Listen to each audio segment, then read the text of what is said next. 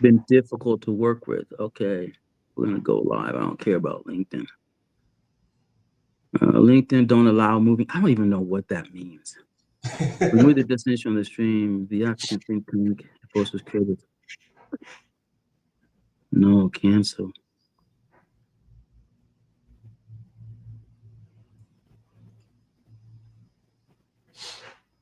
TATT for the Diaspora. Facebook, LinkedIn. I have no idea what that means. Okay. All right. We are live. Sometimes this technology, I don't understand it, but I think we are here. I know we're on Facebook, LinkedIn. I think it's having some challenges, but I think, like I said, I need to sit down with our group and figure that out. But thank you guys. I'm not talking to myself. I was just talking to my brother, Anthony Omini, I Yeah. believe. Okay, great, man. We're going to jump straight into this because there's a lot to share. Again, welcome everybody to another episode of TAT Talks. This is the African Think Tank Talks. I am your host, Roi D. Ruben Geraro. I have the privilege of interviewing and extrapolating the stories of those within the African community, Friends of Africa, those who are connected to the African community. So jump on board, please. If you are watching, spread this word to other people. Please ask questions. We definitely like questions that are geared towards our guest so that they can have an opportunity to provide some insight on your question. This is, I think, I believe, I'm close to my 20th episode, if not beyond that. And I don't take this privilege lightly to really learn more about Africa. Just because I'm an African, I will be honest with you, I'm ignorant about my continent. And ignorance is not a bad thing. It's just I don't know. And so I'm learning about the specific 54 countries. I'm learning about the people. I'm learning about the history. I'm learning about the capitals. Anything. I was talking to somebody when I was in fifth grade. I had to learn all 50 states and their capitals. But do I know all 54 African countries and their capitals? I do not. Right. So, I need for me personally, to do that. And part of getting to those things is speaking to individuals like you who have a great story to tell, and not only personal, professional, and just overall. So without further ado, I am going to launch into letting you be able to share the floor. Quickly, I met Anthony at the African Think Tank Mixer, the September, well, we're in October, so September event. And so that was our last in-person event for the year. Here in October 15th is the gala. Are you aware of that? That's coming up.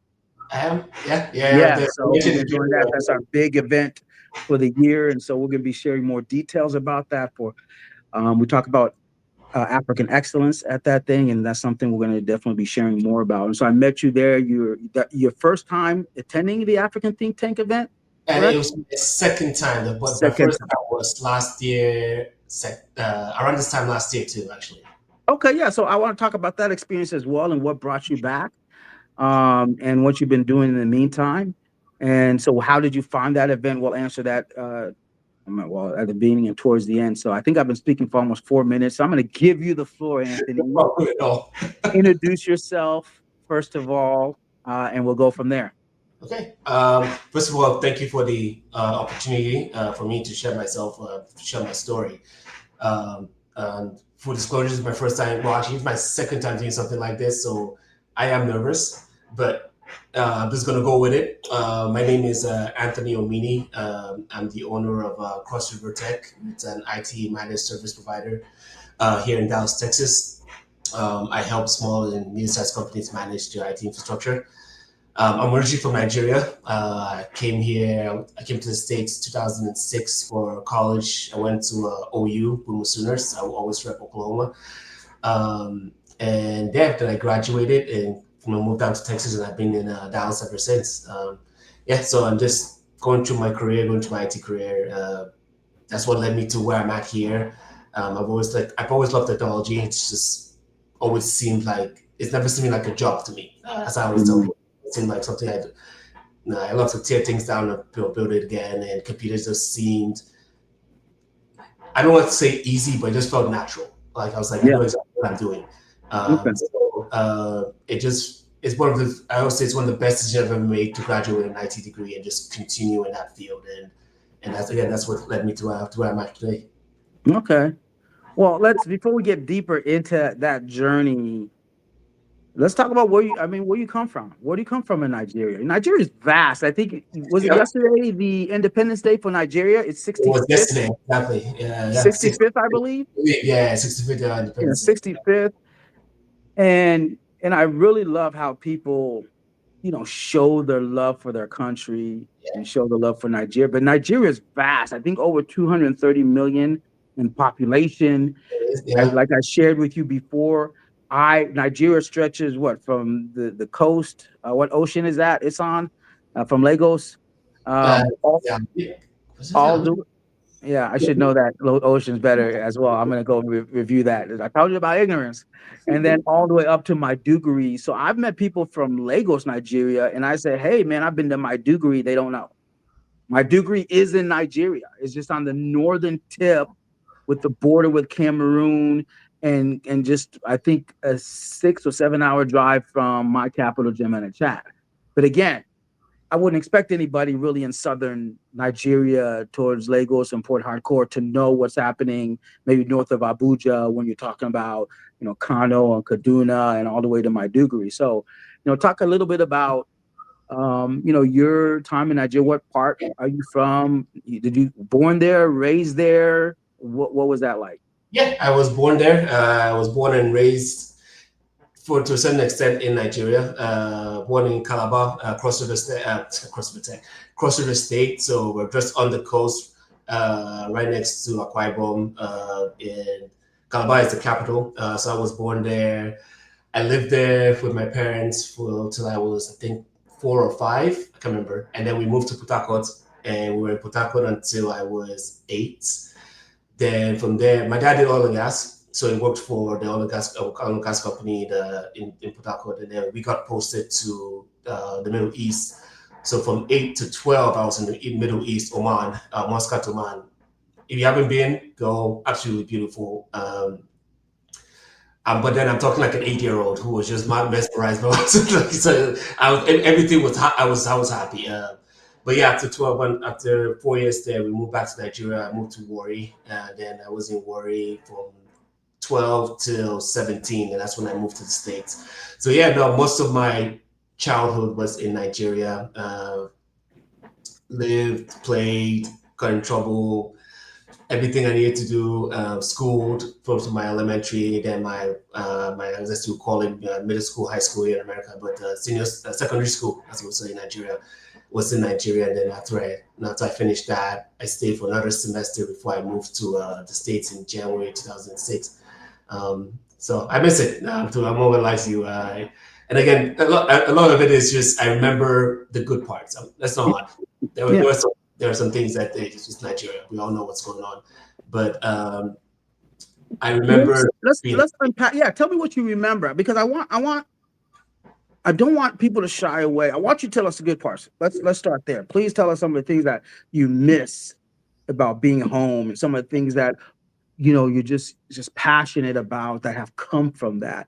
But I want you to also speak about some of the hard things. I think we make, and I'm not going to go too much into this. We're trying to make such a correct shift on Africa because it's been seen in such a negative light for so many years yeah. that we have somehow forgot to honestly articulate the hardships, but this time from an African perspective, from Africans who can even find in those challenging and unpleasant situations some things of gratitude and things to look for that someone in the outside talking about Africa's hardship could not do. So, so leave it there. I mean, it's home. As much as I would like, as much as I've been away from it for a long time, I still feel like it's home. There's just something in it. There's just something about Nigeria. I mean, I always say I'm a Nigerian. That's how I start. I am a Nigerian.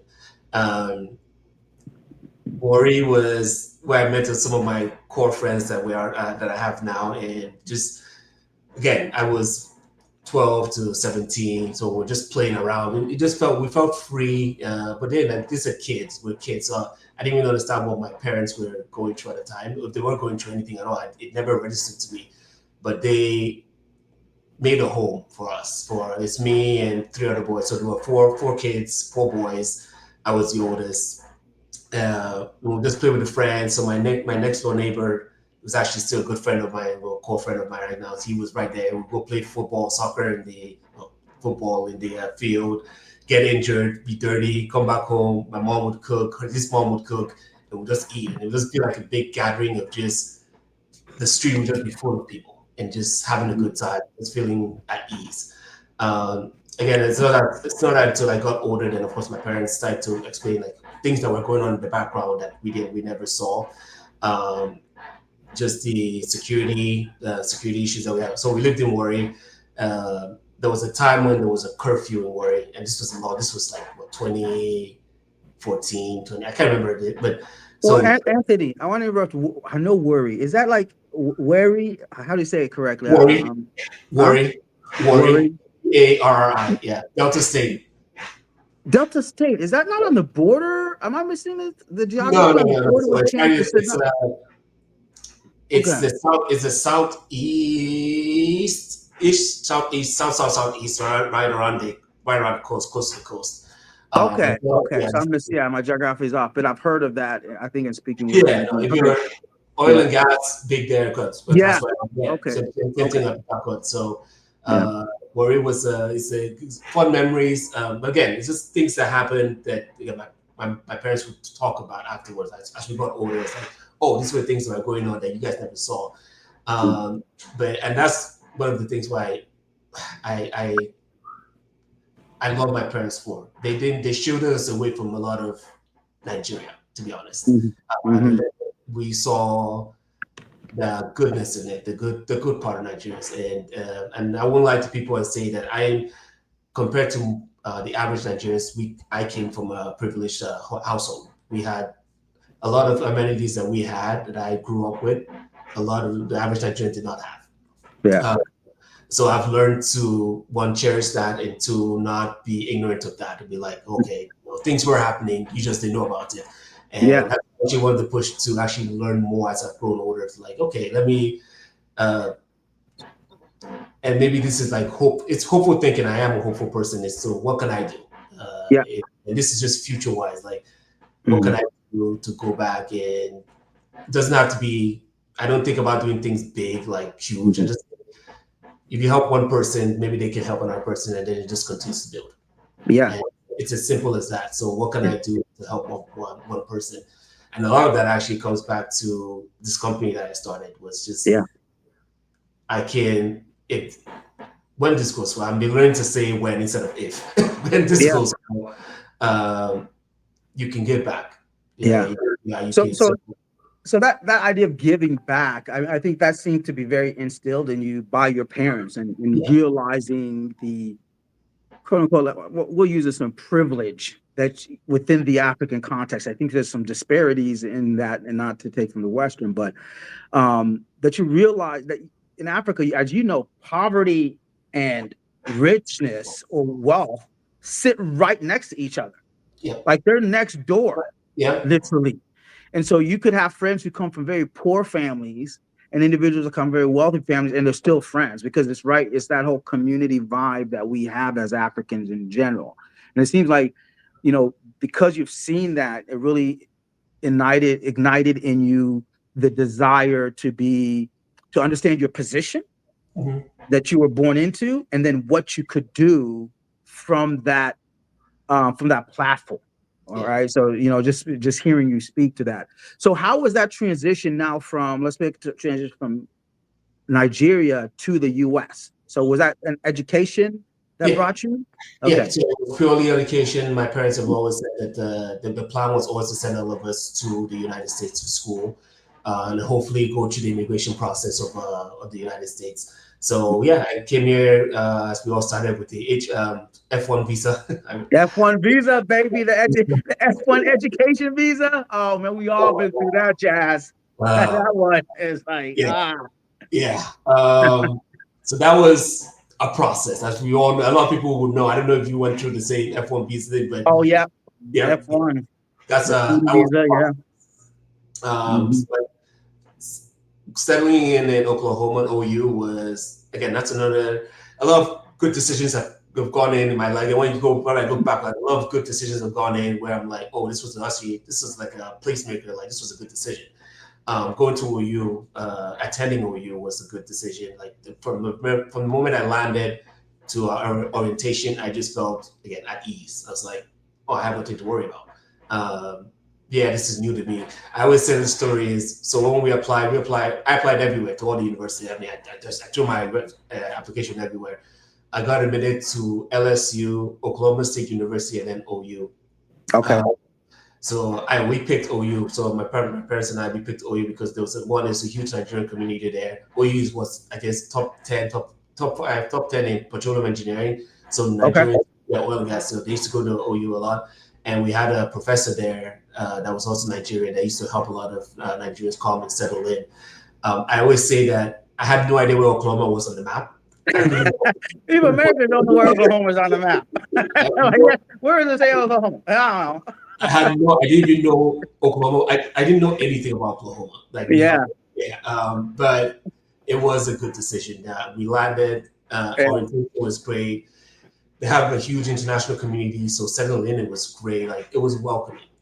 There was no reason uh, to feel stressed. I want to call it that. So I would Was say, it sorry? Was it in Tulsa? no, Norman, Oklahoma. Norman, Oklahoma. Because at the gas we had Tulsa, that guy from Tulsa, Oklahoma, who's also he's from Cameroon. Yep. And did you remember he told us the largest African population in Tulsa is from Rwanda? Oh yeah, The Rwandese. yeah. Which I was like, wow, that's That's actually different. crazy.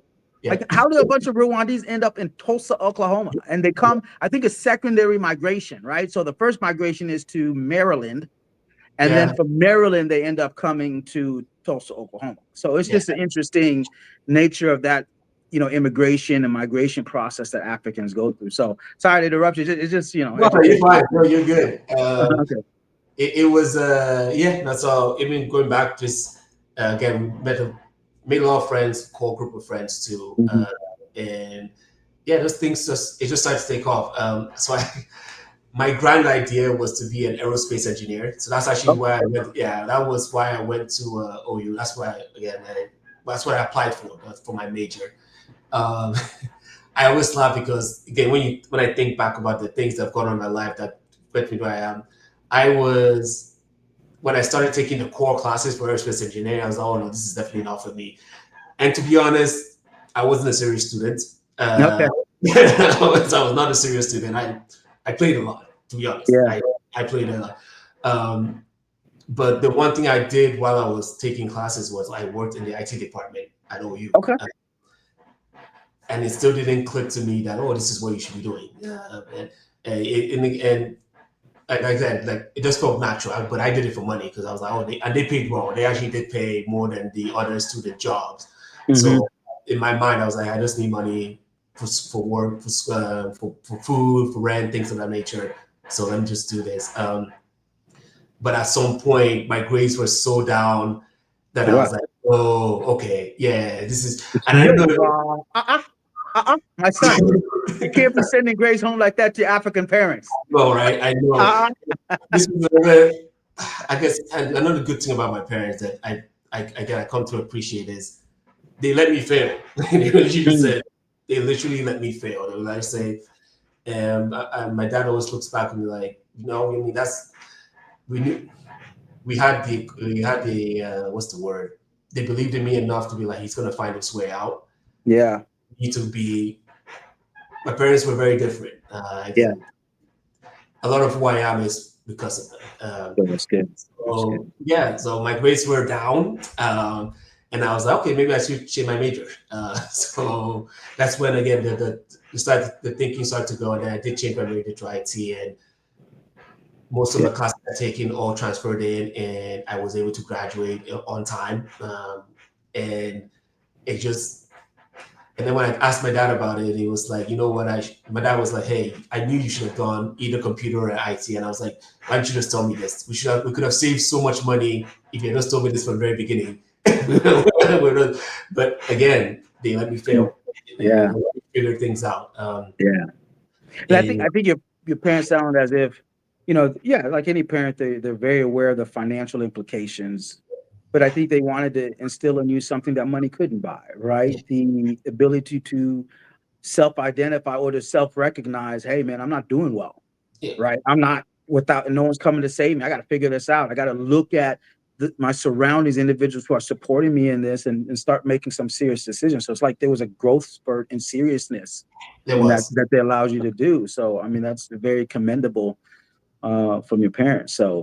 Um, so tell me, before we launch into the discussion about how then your career started, one of the things that we is a cultural piece. I mean, this is one thing that I think with anybody who goes to different cultures, you have the culture shock, right? Especially for those who move into another culture that's drastically different in so Yeah. many ways from their own. So what would you say was one of the most challenging cultural kind of cultural challenges or barriers you came up across, and how did you navigate that whole situation? Um, to be honest, I can't really identify one. And I always say that because, and people have asked me that question. I always say that because when we moved to the Middle East, Mm, we're surrounded by Americans, Indians, Europeans, like everybody. It was just a okay. mixture. So I was for 4 years. I was in a way already used. No, I wouldn't say fully used to it, but I Hmm. was already. I already had the experience of being in an environment with different cultures, like Yeah. yeah, and just learning to adapt. I already had, and so again, moving back to going to you, going to coming to America.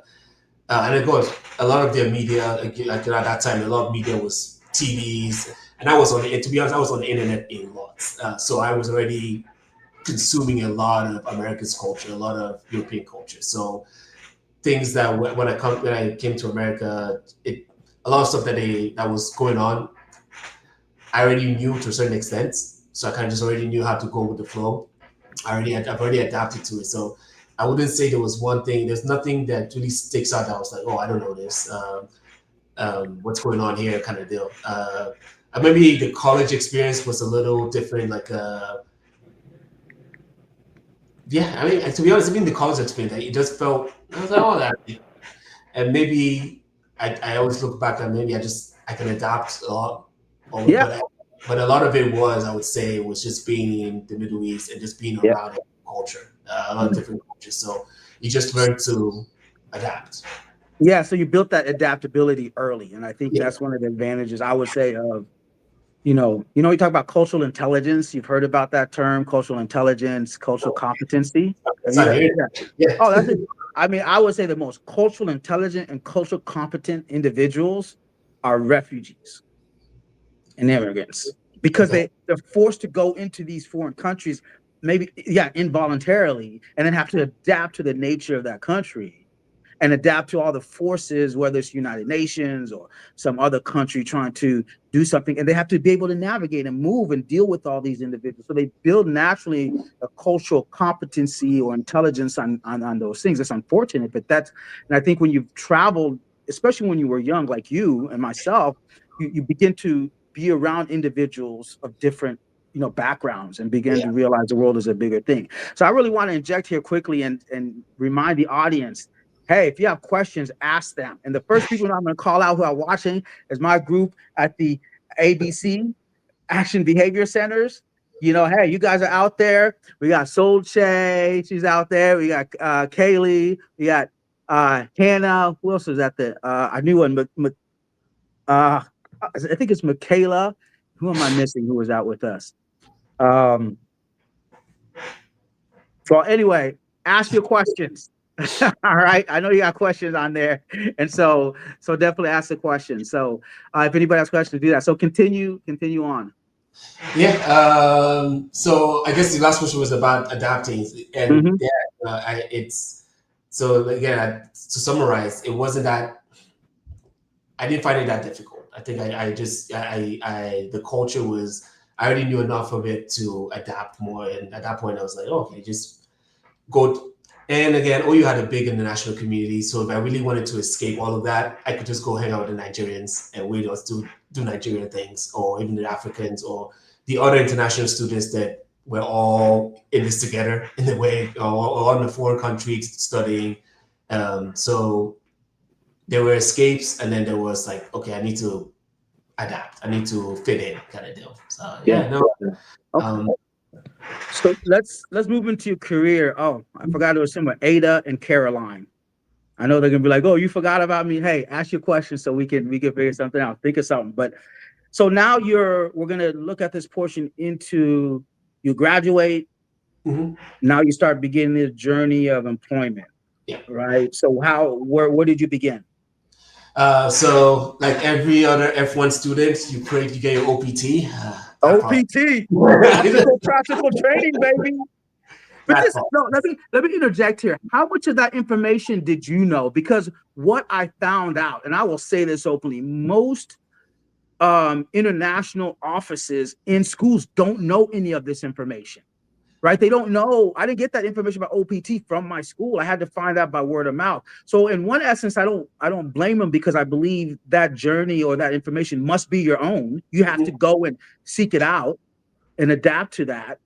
But I just be honest with you, a lot of stuff they didn't know. And so they didn't service or provide the necessary information. And so that's why I'm passionate about Africans who've been through that journey, to have a collective information database somewhere that we're talking to each other, because we know about the OPT and the CPT and the J1 and the F1 and the F2 and the H1B, which is another thing. And then you have the work, like we know those things. And so how are we collectively bringing that together? So yeah, so you went F1 OPT.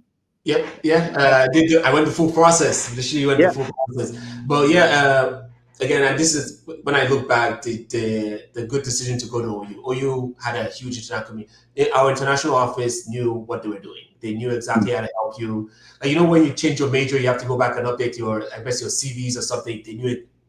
They're always like, hey, if you have a problem, if you have a question, ask. And that from our orientation, from the first year of orientation, they were on it. So I will always applaud the international office of OU. Well, that's good. OU, good job, man. Because some They did don't do it, but OU, yeah, it. yeah, okay. Yeah. So yeah, shout out to OU Yeah, international office. shout out to OU. Um, but yeah, no. So working with the IT department, my resume was I already started to build in IT, especially in infrastructure. So when I graduated, my first job was this is usually the entry level job for special infrastructure IT people, desktop administration, and these are the guys that the first level the tier one. So when you have a problem, you send an email to help@yourcompany.com. This usually would go to me. I would respond, hey, what do you need help with? They'll say, hey, I need help with this. And then if I couldn't do it remotely, I'll go to their desk and help it. So that was desktop administration. Um, and from there, and again, another good decision. The people who are above me, Michael Lopez, Deepak Mababani, I will always shout out to them. They pretty much started to teach me early the senior stuff of IT, the senior admin, the system admin aspects of your networking, your servers, your VMware, your cybersecurity. Like, they literally just poured all that information into me, and I accepted it. I wasn't because you want to do well for the company so they could apply for your H1B, so they can apply for you. That was the process. But as I learned, just felt natural. It's like, feels like this is what I'm meant to be doing. And I continued to absorb. I got my CCNA for networking. I got my Microsoft certificate all while I was working with them. And at some point, I asked, and my boss, super great, the senior, the head of HR, super great. I asked them, hey, what? I'm an international one OPT after it. So going back, my major was Bachelor of Arts in Information Science. Now, I did not know that was, I was like, I hope that's a STEM program. Because remember that time OPT was a 1 year and then 18 months if you were STEM. Oh, Uh, yeah, STEM was very different. There was no yeah, precise. I was non-STEM, so it was really more challenging. But yeah, yes, STEM, yeah. So that science. was Well, let's get that: science, technology, engineering, and what's the M? medical. Was it medical? I can't No, no, no, remember. no, no. It's not. STEM: science, Oh, technology, engineering, and is it medicine? I don't know. Okay, if I you don't know STEM what it folks, is. if you know something about STEM, please. Mathematics. I just googled it. Mathematics. Mathematics. Thank you. Okay, STEM. Yep. Yeah. Go ahead. So lucky for me, my major, even though it was a Bachelor of Arts, was in the STEM program. Okay. Uh, yeah. So after my first year of OPT, we extended, and then during that time was when I asked them, hey, do you mind filing for my H-1B, my working visa? And I was the first one, medium-sized company. I was the first one they ever did it for. So I For had the to, H1B. yeah, I was the first one they ever did it for. Wow. Yeah, Because yeah, yeah, H1B is not cheap, bro. yeah, It is cheap, not cheap. not cheap at all. Well, I mean, yeah, it's expensive now with everything that's going on. But Trump, even back then, man, it was not. I mean, a company would have really had to value you yeah, to put in for especially if they're medium sized, yeah, SME, to really to do that. So that's. Hey, I want to interject a question because we got a question from Caroline of ABC, out in Justin. But she had a question of has the community helped you adapt? So, like I said, you had that international experience. You come yeah. to school in Norman, Oklahoma, Norman, right? Oklahoma. And so you had the African community helping you adapt. Was the Western American community also helping you to adapt Yeah, into yeah, both education and into the workforce? yeah. So the education part, yes. Again, a lot of my professors were, if you when I look back at it, were very helpful. They were like Mm-hmm. trying to show you what to do, especially when you say, "Hey, I'm an international student." Some of my friends too, again, just uh, my unseriousness in school, the dorm I was in. I had a lot of American friends who were always helpful too. Again, we played, but they were always helpful. Um, so I've been lucky enough to have people around, and of Mm-hmm. the Nigerian community, there were a lot of people who have been here way before I was, so they already or they knew the system down, so they would always talk back to. I know when you have questions, they will ask, they will answer it as much as they could. And then the last, if you didn't know anything, international community, international office, you can go talk to them too. So Mm-hmm. everybody played their part, and there was no. If you had a question, there was a ladder you could ask until you find the answer, and everybody Okay. played. Yeah, and that helped with the being adapt. And OU, like I always say, it felt great. I personally did not have. I cannot say a bad word about it. Like if and I'm very lucky that I went there. I don't know how it would have been if I went to LSU or OSU, but I'm Yeah. like, yeah, it was a good decision to go to OU. So this is an advertisement for Oklahoma Wow. University in Norman, Yeah, no, Oklahoma. no, no. I would say, for me personally, good Yeah, decision. yeah, good decision. Well, you look like an honest guy. So if you're saying that and you got the connects, bro, but again, that goes to the networking. I think anywhere that, those who are coming after us want to hear about your personal experiences and know your networks, whatever the field may be, especially in education. Say, hey, this was a good school. This is what they helped me do. This is what, the process, they laid it out. And, not everybody has that advantage. So, if you're speaking well of them and people trust you and do that, I think that's going to be naturally help OU, and they may give you a little money for on the side for that. But I don't make the endorsement. I'm just saying, OU, you better come through for my boy. Okay. So let's get into, so you the small organization gets you the H1B and you're Yep, working for them. yep. I worked for them, and then I was a junior system admin at that time. And then I was like, you know what? When it comes to like those medium-sized companies, the IT Yeah. department is small. You don't move up unless somebody leaves, kind of deal. Mm-hmm. And at that time, my seniors they're not thinking which they shouldn't. It was a great job. So I was like, you know what? Let me test the market. And IT was, if system admin positions were hot at that time, it's actually still are. And I was like, you know what? Let me just apply to a different company and see what happens. Even with the knowledge that they would still have to transfer my H1B to that company. So I applied, and this was another bigger, smaller company. No, I would say yeah, smaller than where I was at before, but they needed a position, and I applied. I talked to the person that interviewed me was the director of IT. Okay. Uh, so I mean, I told him before we started. I told him, hey, I'm an international. I have my H1B. If you say yes, you have to transfer it over. And they were like, okay, yeah. So and then we just went through the process. They were like, yeah, we'll do everything for you. Send us information.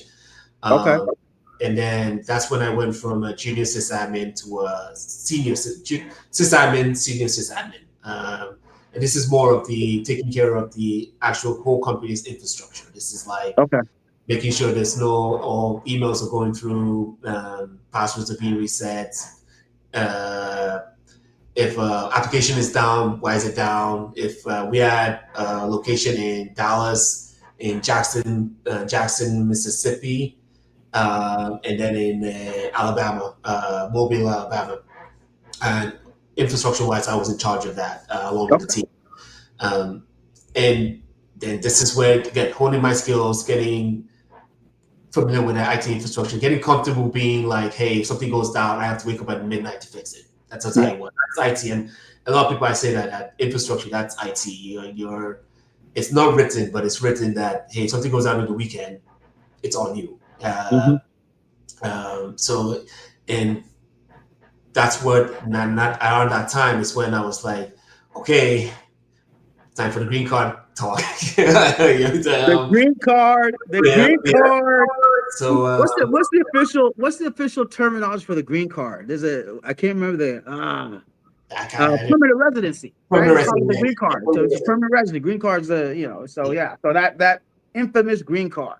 So yep, yeah, it is. just below the citizenship, right? It's You just get there, you got to get that, green card citizenship. You know how that. So yeah. All right, so go on. yeah. So yeah, and I applied. I applied. Talked to again.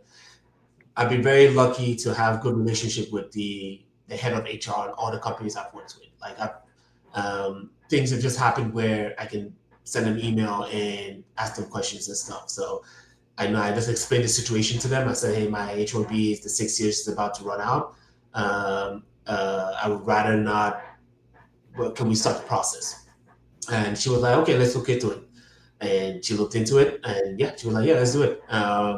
So we started the process, and that went well. And again, during that whole time, still working. It was a good thing. I like to believe that I enjoyed what I did, but some of it was because I needed to do my papers. It was like, hey, do a good job so they can do your paper, so they can file for you. But I did enjoy my work. Like I always say, it just felt natural. It's just like I can. There was nothing wrong with me waking up at midnight to do some stuff. I was like, yeah, this is work. This is the job. Mhm. Mhm. Um, so we had no. We found. We got the. I got my green card. I was like, oh, thank you. Even though there's a. I like to say you don't know how stressed you are Oh, until you get it. Until I got that, I was on FedEx. I remember when they sent it to Walgreens. I walked to that Walgreens to go pick it up, and it was right next to close to where I was living at that time. I picked it up, I tore it immediately there, and I opened it up, and I just looked at it. I was like, oh, that 10 years. that Oh, that sense of relief. yeah, And I think we've all through it. Even Sidoni, our executive director of think tank, he jumped on. I mean, we could talk about that whole journey of the whole immigration process, and then it's a kind of problem. get into that green card portion of it, right? Because then you're like, okay, the next step is if is citizenship Yeah. as well, and that relief where now I'm able to work Where, without wherever in the US without asking a company to file this or file that. So the anxiety that we feel through that whole process.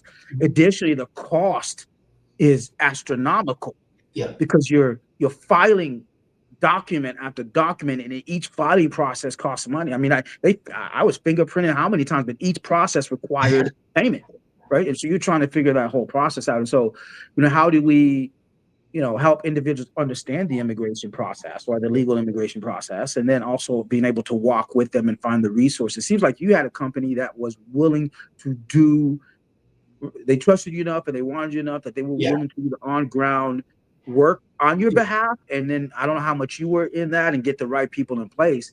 And that's very fortunate because there's a lot of people who have to walk through that process themselves, right? They gain that education just through the hard knocks of coming up against it. Yeah. It was, and again, that's not why I like to say that I was lucky.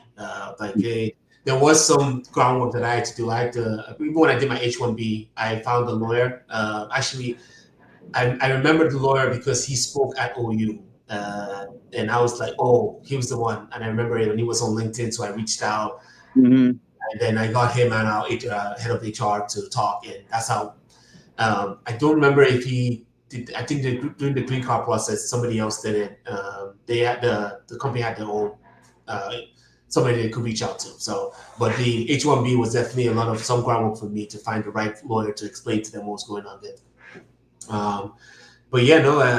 After I got the green card, I continued to work with them for a couple, maybe 6 months to a year, and then I was like, okay, let's see what we can do now. Let's actually try it.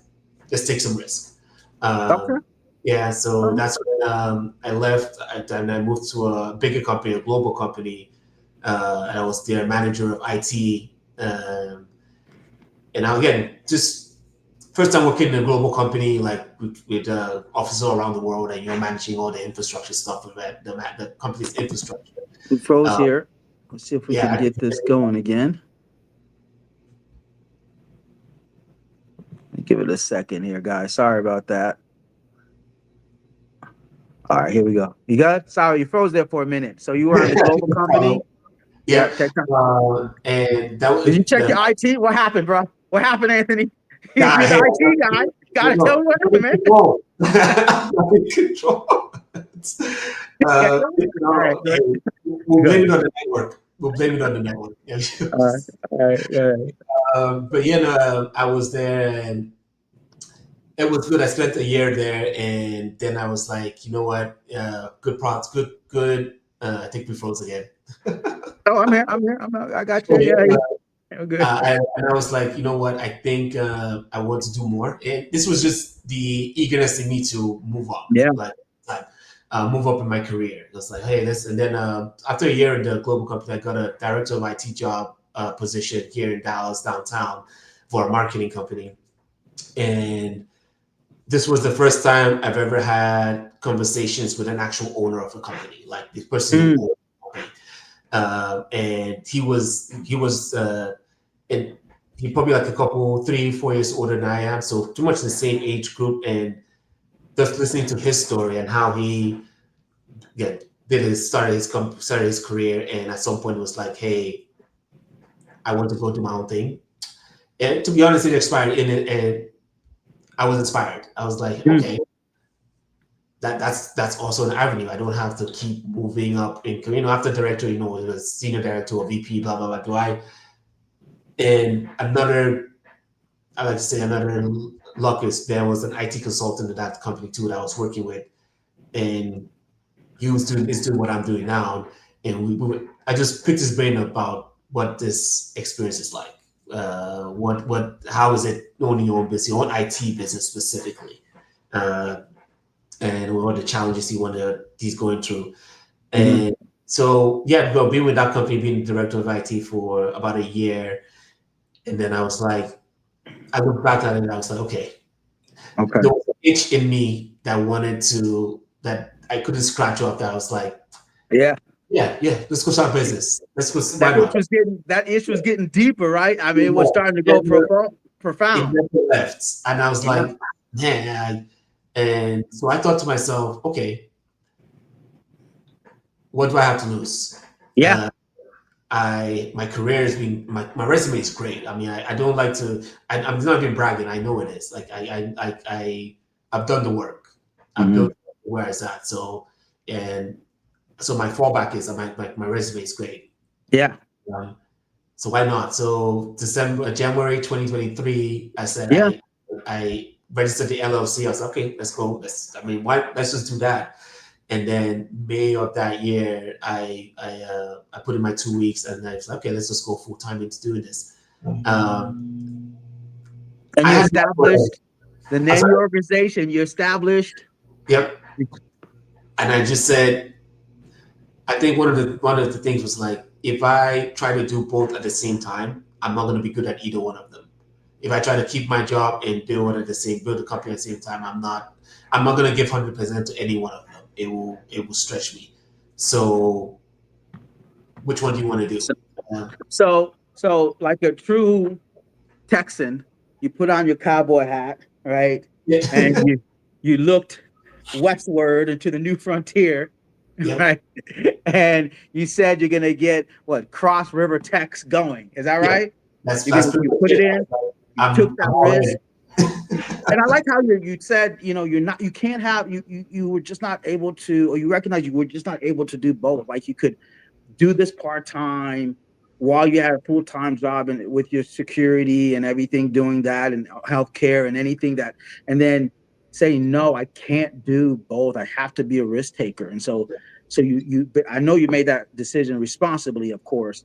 So Yeah. what were some of the, let's start with, let's get two questions that I really want to get into, because as the African think tank, with as an entrepreneurial organization, is we're trying to encourage and motivate Yeah. entrepreneurs, right? And we want to talk about the things that are shiny and beautiful about entrepreneurship.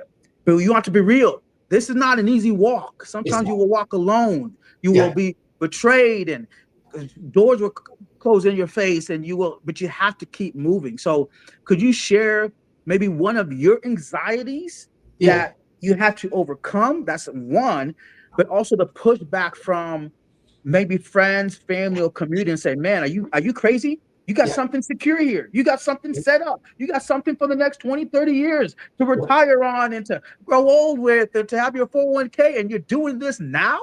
Right? So let's start with the first one, your own personal anxiety, and then we'll talk about what some of the people around you were Uh, saying. so personal anxiety was just, and this is how that's how I like to put it is, um, all my bills are auto paid. I never at that time when I was working, I never worried about my bills. I was like, it's auto pay. Everything will get paid. Um, and then I thought about like, damn, I might not have any money for this. So what's going on? What do you do? What am I going to do? And again, full disclosure, yeah, that's happened. Like, a lot of times where I tell people this is my mark. How I always say, I was like, when I really got deep into this, I turned off all my auto pay. I was like, no, there's no money. You're not gonna. I mean, what are you gonna do? I'll pay it when I have money for it. My mark was like, once I can turn that back on, I'm back. I'm back to normal. But again, personal anxiety was just realizing that nobody's gonna market your company for you. You have to go out Mm, and you have to tell it. You have to tell everybody. mhm. And when I go back, one of the reasons one of the reasons why I loved IT was I got to that point in my life where I didn't have to talk to anybody. I mean, I could work from home and like, you only talk to me when you have a problem and then I'll go fix it. But most of the time I could just be in silence at home or even on my desk, be done. But this forces you to step out. You have to step out and tell people that this is what you're doing and Mhm. be honest about it. And then the other anxiety would be hope that they, one, know what you're doing, and two, can help you, and three, well, when you're talking to clients or potential clients, they say yes, but sometimes they're going to say no. They're going to say no a Mhm. lot. The person who you explain this to won't know what you're doing. No matter how much you try to explain what your company does, they won't understand, and you are going to not want to talk to people at all. Mm. That's when Hmm. I just don't want to talk to anybody. I just want to stay in the house and just be by myself and just Yeah. be quiet and play video games. I'm just like, I don't want to talk to anybody. But until, right, until you run out of food in the refrigerator and that light bill is coming and that telephone, you got to talk to everybody. yep, You got to exactly. call. You got to call up Aunt in Nigeria. Auntie, send some money. Something. It's it's not easy. Yeah. And then the other thing with like friends and family, Hmm. as much as they can encourage you, they will. My parents were. I didn't tell my parents I was doing it. I just jumped in because I knew exactly what they were going What? to say. Yeah. Yeah, they were literally they were going to say, and they did say it because when I did tell them, they were like, "One, why are you doing this? Two, My son, you have what is you wrong with have you? yeah, honestly, you have a great job. Yeah. Everything is, I mean, to their eyes, perfect. Mm-hmm. Why exactly? What's going Yeah. on? It's kind of like, what's going on in your life? It's kind of, are you going through something here? And so yeah, and of course, and as they should, they're worried. Yeah. Even your parents, they're worried. Yeah. So I appreciate their concern, and Mm-hmm. I noted it. I was like, you know what? Maybe sometimes you have to think, why are you doing this? What's your why? Mm-hmm. Why? What's your why? Yeah. What What makes is your why? you?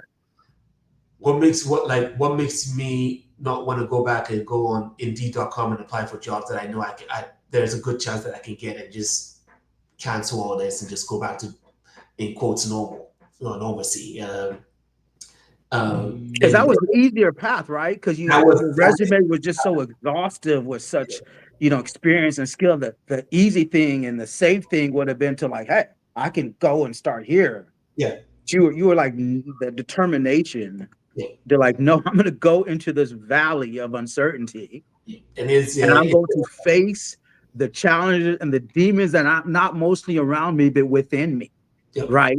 To overcome to what I want to achieve. Sorry, that's the pastor education in me. We'll skip all that. Yeah, but go ahead. Sorry. Uh, but yeah, so the first year I didn't know what I was doing. I Mhm. really, but so what I do, IT managed services, it's B2B. It's very Okay. B2B. So Um, B2B is what? For those who don't understand that, B2B It's is business to business. So my business to business is business. providing Okay. services to your business. Yeah. B2C, of course, a lot of people don't be, it's business to customers. So you think Business to about customer. your family practice, you just go to your doctor, like, hey, that's B2C. Mm-hmm. B2B would be me providing IT services to that family practice's office. Like I'm taking, managing their computers, their servers, and things like that. Um, and the thing about IT that I tell people is, I not even trying to the gist of it is I control when you give me access to your system, I control it. I can, Mm-hmm. for the most part, do what I want. And and most businesses also will never know, to be honest with you. So when you start B2B, it's very trusting. They have to trust you. It's just there's no two ways about it. They have to, and sometimes some people fail their trust. That it happens, and then they now apprehend. They now be like, you know what? They don't want to fall into that trap anymore. They're more, strict about what's the questions they ask. So I didn't know all that. I kind of just thought I could just go stalk and say, hey, I do IT. Okay, yes. And that's when the networking part started, and I was okay. Let me just talk again, go on and talk and pitch and just talk to people. And I remember the group I was in, it took 6 months for somebody to be like, trust me enough to refer me to somebody else. To be like, okay, let's give this a try. And of course, I went above and beyond. That's because that's really what you have to go for them. And then from there, the trust started to build where a lot of people start to feel more comfortable refer me to their business and refer me to their people, other businesses that they know of. And you have to go network, you have to go talk, you have to get out of the shell of people who know you, your website, your LinkedIn, they're not going to do much. People have, Mm-hmm. you have to go out and talk, and people have to Mm-hmm. trust. And then that's just how it started. And yeah, so there are a lot of there's some owners that have given me a chance, and I always thank them. And from there, they refer me to other people, and that's how I've been trying to go. Word of mouth is just how I've been trying to go, which I've seen to be um, more permanent than my flyers or cold calling or cold emails. Like if an owner can say, "Yes, Crossing Protect does a good job. They will protect your IT infrastructure. You can trust them to do the right thing." Mm-hmm. Um, it went a long way. It goes a long way. So, Mm-hmm. but yeah, no, that's pretty much that's the journey right now, and it's just networking So and you've been on this journey for how many years now, as far as your? so it'll be 2.5 in January, I believe. Okay. About that, yeah, 2.5 years. Still learning, still still digesting what I need to do, where I need to be, the right time, and what I need to say, and who I need to talk to, and stuff like that. But so far, I'd like to say I'm still here. I'm still doing the job. So 2.5 years. So talk. We have about 5 minutes, and Yeah. so let's take the 3 minutes. Talk a little again about your company. Give us the name, how somebody can reach you, what specific services you can provide for them, and when we repost this, we'll get that information in there. So. Okay, awesome. So yeah, now the name Cross River Tech. The name comes from the state I was born in, Cross River State in Nigeria. Mhm. Um, we provide IT services. So think about your computers, servers, network equipment, cameras, security cameras, Wi-Fi. We install, maintain, and continue to manage on a monthly contract. So the example I would say like is a dental office. They have maybe 5 to 10 computers, and they have a server that holds all the application data and medical data. Yeah. I We manage all that for the dental owner. So if they have a problem with the computer, they give me a call. I try to fix it remotely. If I can't, I go to the office and then help Mhm. them that way.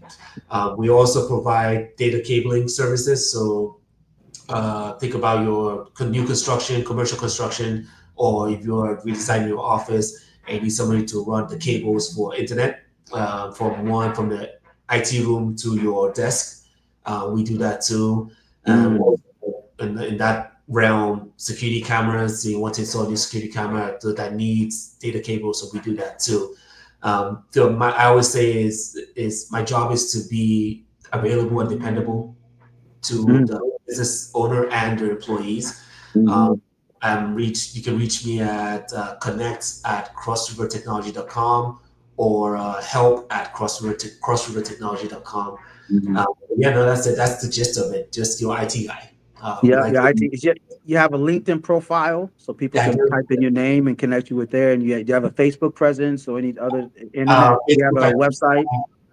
but yeah, my website is www.crossrivertechnology.com. You can find all of our information there. Okay. LinkedIn, of course, my name, Anthony Omini, is my LinkedIn page. And Cross River Tech is our LinkedIn business page. Uh, What is? I forgot to ask you. What does Omini mean? Because as Africans, we know the meaning of our names. What is Omini? so I do not, in my language, the language of my parents' language, I don't honestly, I've asked, they never told Okay. me. Okay. So in the Yoruba language, when you say Omini, Mhm. they say it is water. But I'm not Yoruba, ethnic Ayako. So, but, It is water. but yeah, so I honestly, if somebody knows Yeah. Omini, Yeah. if you know what I mean, I would love to know actually, because I've asked Okay. my parents. That's great. All right, we're wrapping up here. But how did you get connect with the African think tank? Because you said you came Um, a year ago before, and this was your yes, second yeah, visit.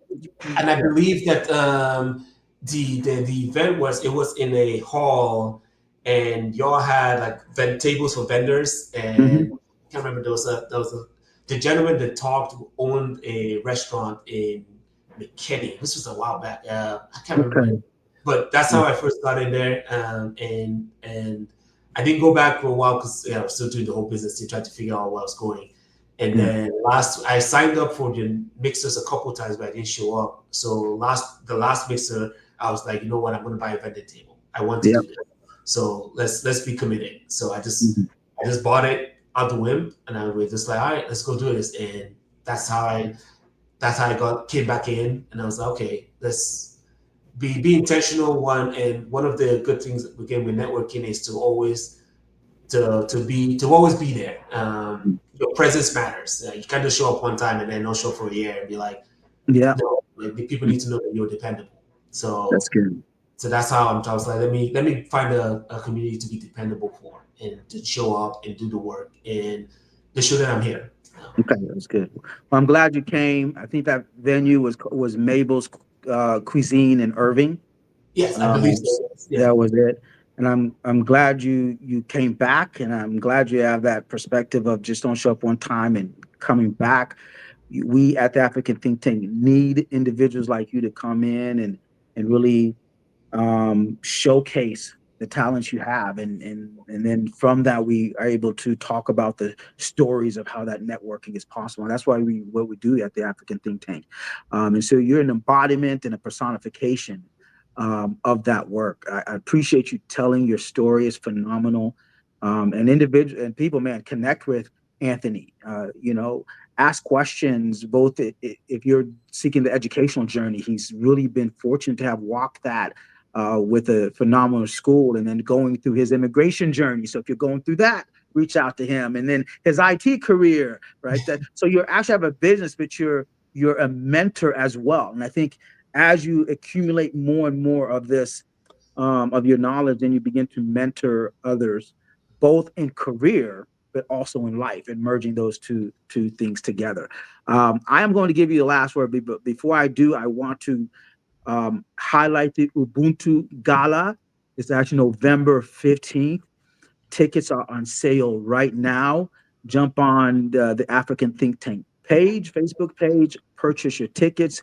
They were all sold out within we had 3 weeks left. They're all sold out. People are clamoring, can I get a ticket? Hey, you should have bought the ticket when they went on. So I'm saying, you should have bought the ticket when it's right now out there. So it's just an evening of great excellence of what to showcase the African community, showcase the work of the African Think Tank these past 2 years, individuals who've contributed, volunteers, vendors, speakers. So we're going to all really come together and have a good evening and a good time. So, hey, brother, I wanted to give you the last word, and then we're going to shut off.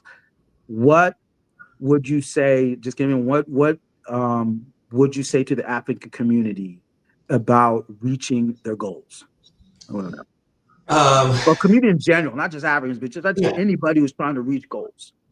Um, be honest, be courageous, and yes, take some risk. But honestly, be honest to yourself. Why are you Mhm. doing this? Okay.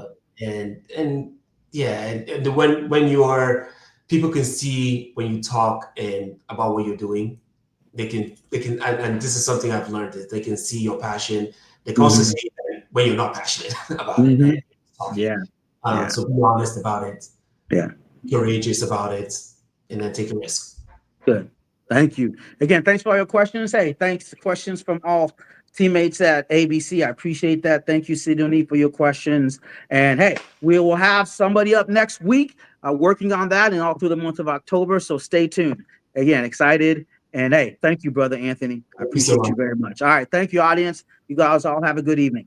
You too. Take care.